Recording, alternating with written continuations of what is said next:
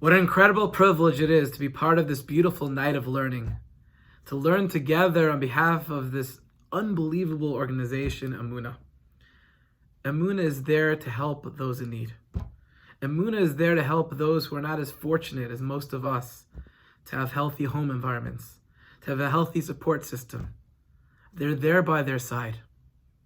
And what a beautiful way to help them. In any way we can financially help them, but as well to learn Torah.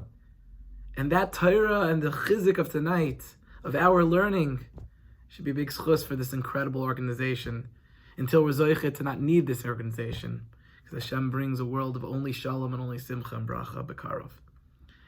I must mention as well that I had the schus to be very, very close with an individual who gave her heart and soul to Emunah, who worked for Emunah for many years, Alana Karp of Shalom, one of my wife's closest friends from the time they're very, very small. And Mir Hashem, all of tonight, all the learning also should be L'il Nishmasa as well on some level. Be'ez Hashem Yisbarach. To Zoicha to be together with her, with Mashiach Tzidkeinu b'meira b'yameinu. We're preparing for Chanukah. How special it is, how excited we are. You know, every single week, and in a yontiv that falls out in a week, all the kedusha, all the bracha, all the shefa, all the influence of that week stems from the Shabbos beforehand. So all that Chanukah has within it, Amir Hashem, a week from tonight, all the Chanukah has within it, all the koach, all the strength, all the kedusha, all the holiness, is on some level built from this upcoming Shabbos.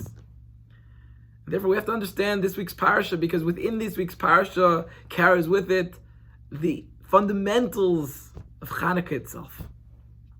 And we read in Parshas Vayishlach where Yaakov Avinu for many years hasn't seen his brother Esav. He's afraid of Esav. Esav wants to kill him. He took Esav's brachos in Esav's eyes.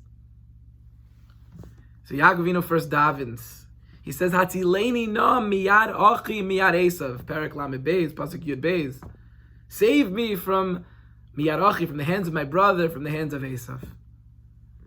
There's an extremely famous Beis Halevi. This is the very first Beis Halevi I ever learned in my life. It was life-changing. The Beis Halevi that I learned when I was learning in yeshiva in Karen B'Yavne many years ago explains, why does the pasuk have to be repetitive? It's redundant. Why does Yaakov say, Atileni na miyad achi, miyad Esav? Hashem knows that Yaakov's brother is Esav. If it says miyad achi, we know that's Esav. If it says miyad Esav, we know it's his brother. Just say it once. Every letter in Torah is precious. Why repeat? Beis Halevi explained that Yaakov was concerned and feared two different elements of Esav. He was afraid of Esav, who was Esav Arasha, who wanted to kill him, who physically wanted to destroy him. That's miyad Esav. But he equally afraid of Esav, who wanted to be like a brother to him. Maybe Esav had a change of heart, and Esav wanted to be close to him, and Esav wanted to befriend him. He wanted to be miyad achi. Yaakov said, I also don't want part in that. Because to be influenced by Esav, to befriend Esav was immoral, unethical. Esav was involved in the worst of averas and the worst of temptations. To be surrounded by that would have an effect on Yaakov and his children. And therefore he didn't want Esav as a friend either. He didn't want that to infiltrate the kedusha, the holiness of his people, of his children. He was afraid of Esav as his enemy. He was afraid of Esav as his friend. Save me from both. I don't want the physical disaster that Esav can be. I don't want the spiritual disaster that Esav could be. Hatzileni na miyad achi miyad Esav. The Sfas Emes says that's hayadayim yadei Esav. Yadayim, the two different hands of Esav, in plural. You have the Yad Achi and the Yad Esav. And Esav was not just Esav. Esav is a symbolism for all of our enemies throughout history, physical or spiritual. The physical enemies we understand very well. The physical enemies, we know what that is. We know what it is when the Nazis, Yimach Shemam, wanted to physically destroy us. We know what it was in the Spanish Inquisition. We know what it is today when there are nations and people that want to still physically destroy the Jewish nation. We know how to daven. We know how to fear those people. But there's another Esav. There's another enemy that infiltrates our hearts, that infiltrates our soul. It's an enemy that physically doesn't want to destroy us. On the outside, that enemy says, I want to be your friend. I want to be close to you. I love you. I care about you. Let's be together. But it's the enemy that's full of immorality.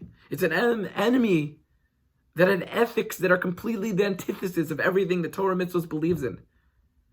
It's the culture that we live in. A culture that says it's okay to be involved in kol hatayvas tachas Hashemes, all temptations under the sun. A culture, a society that's beliefs are completely against what we believe in. And that too we have to fear. And that too we have to be saved from. We have to be saved from that just as much. We have to not just be saved from the Haman of Purim, but we have to be saved also from the Yavan of Chanukah. The Greeks, in no way, they physically said, you could be. Physically, we're not going to destroy you, but we're going to Hellenize you. We want you to be like us. We want you to have the morals and ethics or the immoralities that we believe in. And let's be real and let's be honest. Is this not the society that we live in today? If we look in American culture, we look in world culture, sadly. We look what's going on in the world of entertainment, what is constantly being portrayed as enjoyable and as happiness is completely against what we believe in. It's a world, it's a lifestyle, a hedonistic lifestyle that basically is telling us it's all about the body and forget the soul. That's miyad achi, but you're my brother. Just walk like me and talk like me and act like me. We're all good. But we have to be just as fearful as that. We have to daven against that as well. And the problem is, for generations, that used to be outside of the home.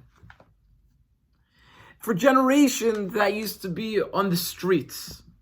For generations, it used to be that we had to fear going out and seeing things on billboards and seeing things in the outside world that went against what we believed in.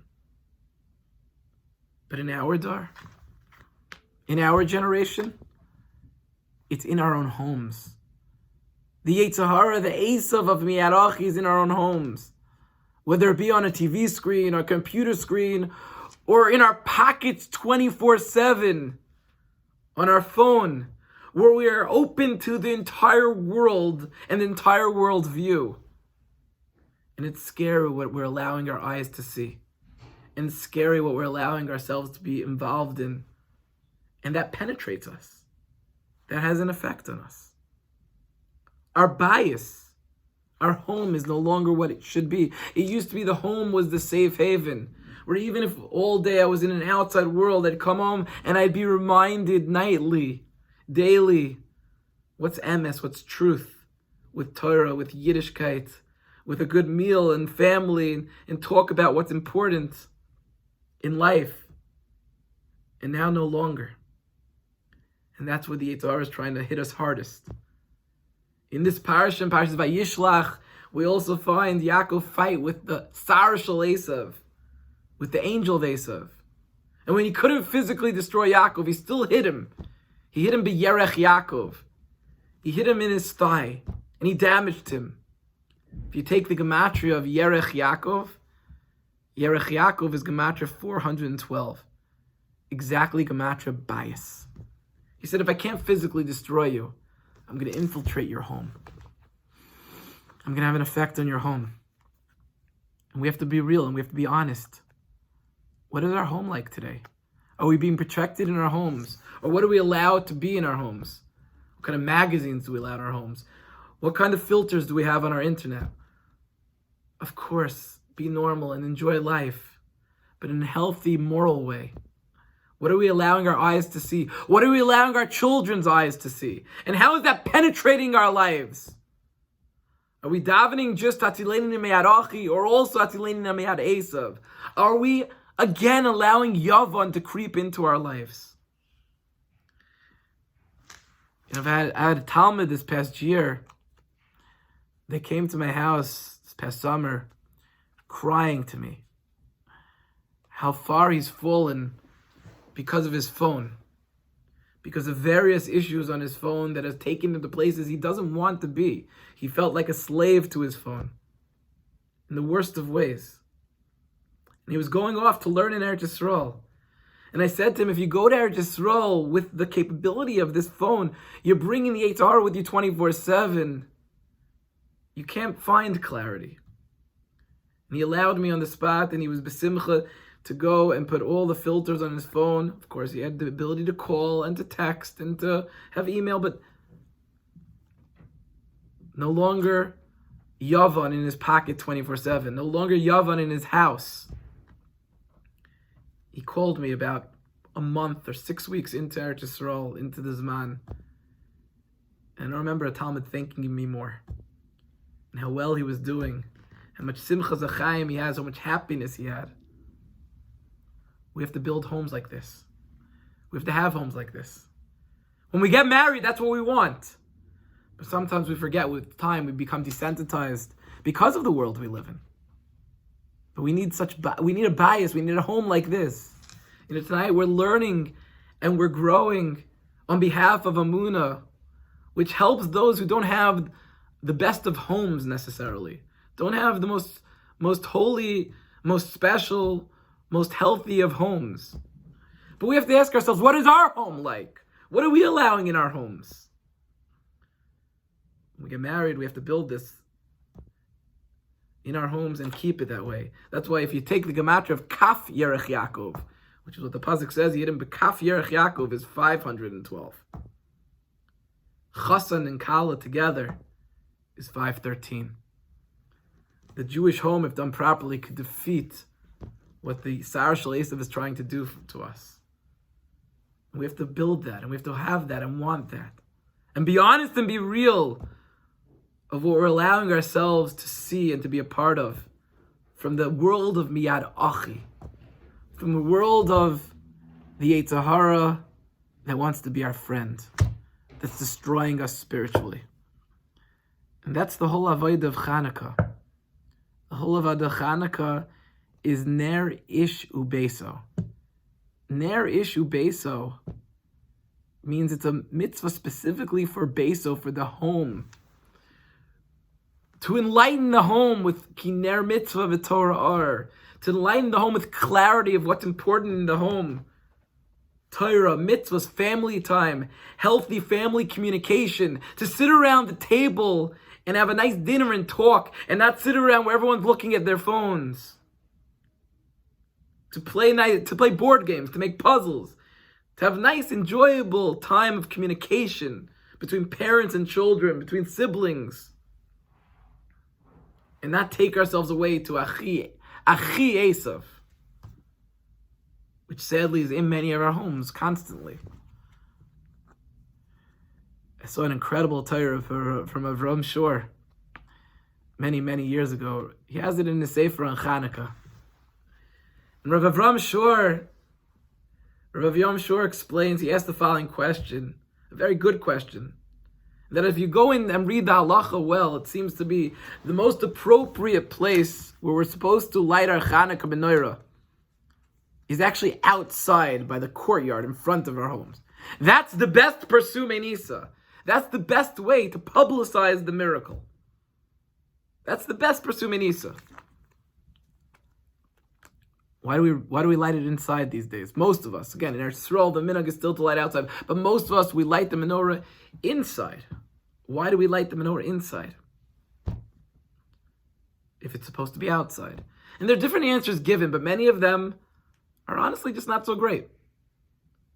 Some say because it was very cold and windy. Okay, that was once upon a time, maybe when those who were living or still do in Europe in very cold places. Most of us, we live in places where at night we go outside to light the menorah for a few minutes. It's really not that cold. Okay, on a particular night if it's raining. The wind will blow it out. So we get these beautiful glass cases like they have in Eretz Yisrael. I have one. We light a menorah outside every night here. Some say because of thieves.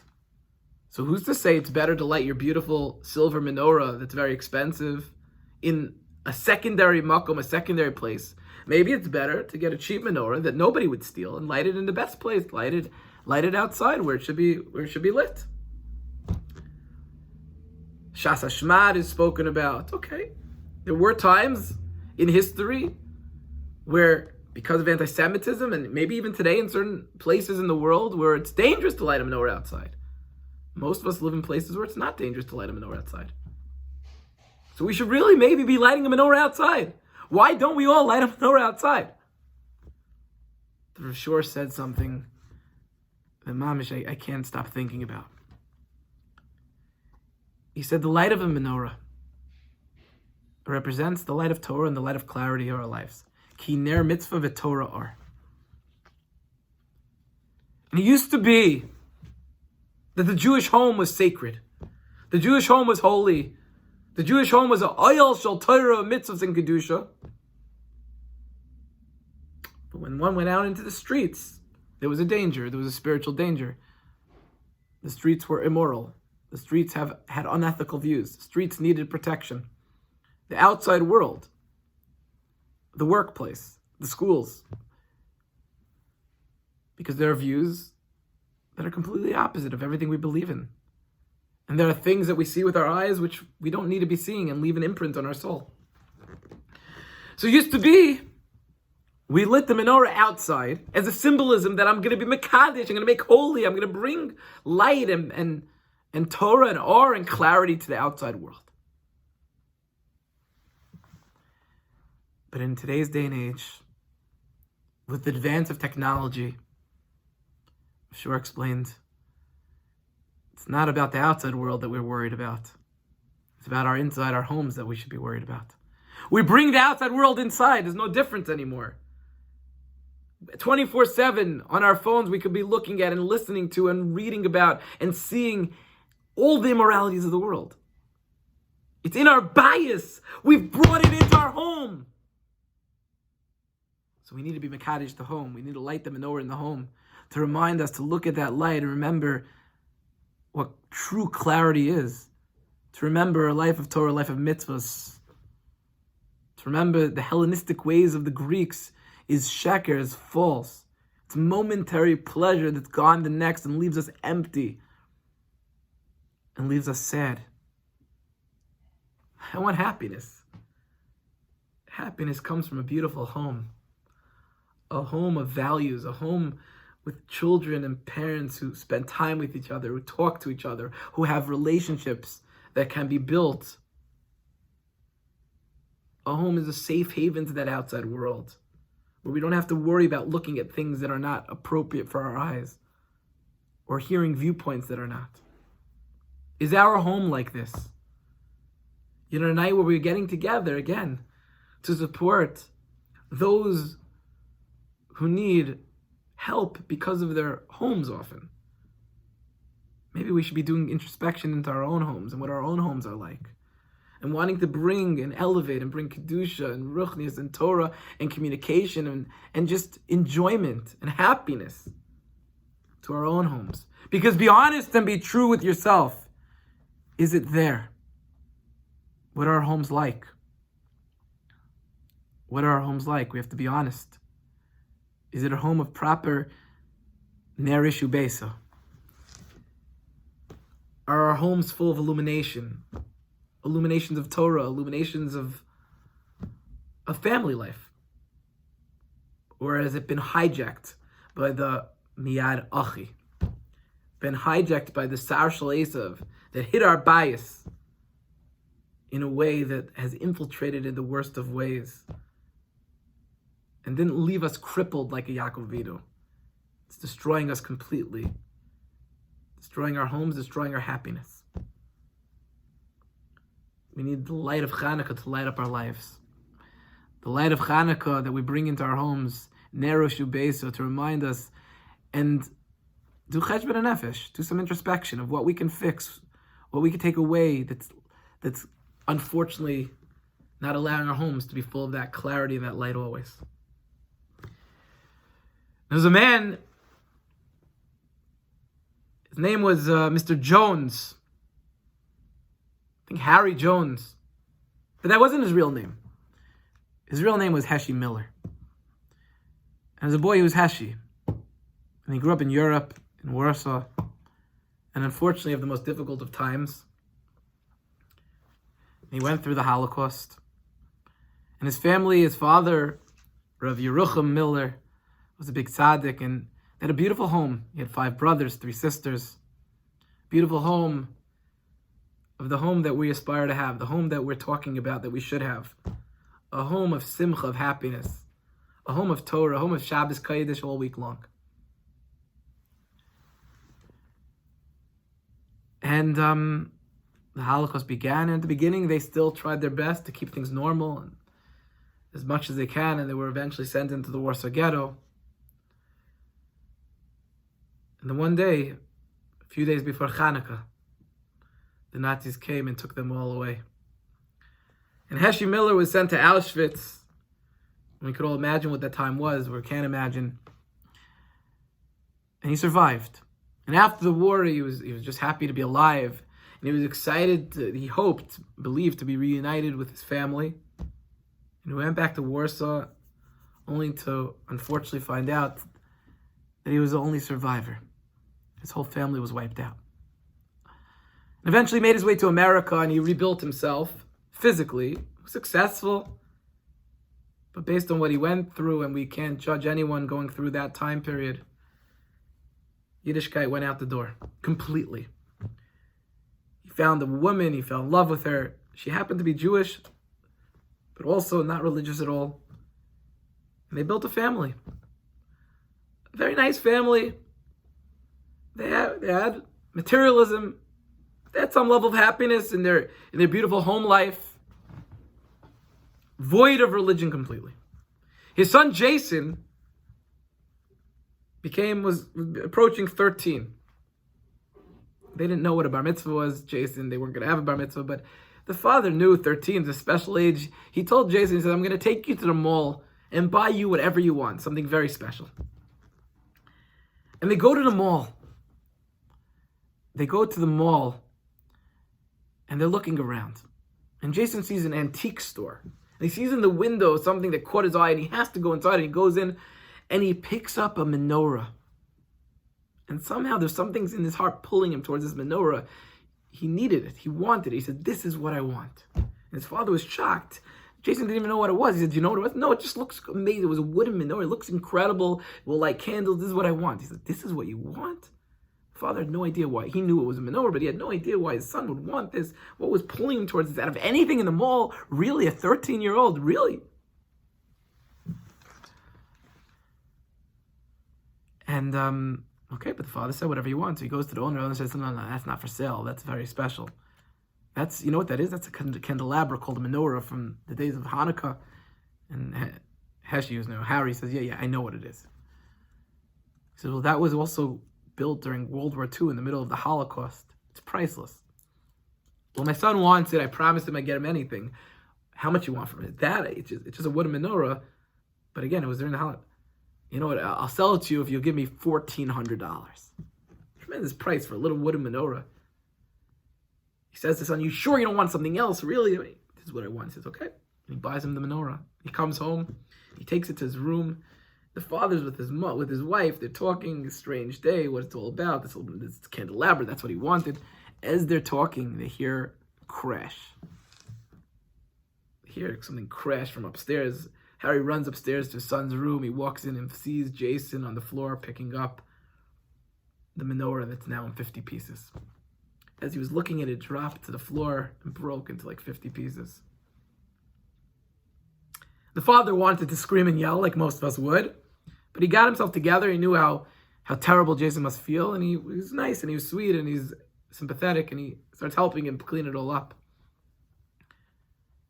And as he's helping him, he sees on the floor one of the broken pieces breaks off. It was hollow inside, and it looks like there's like a piece of paper, and he pulls it out and he reads it.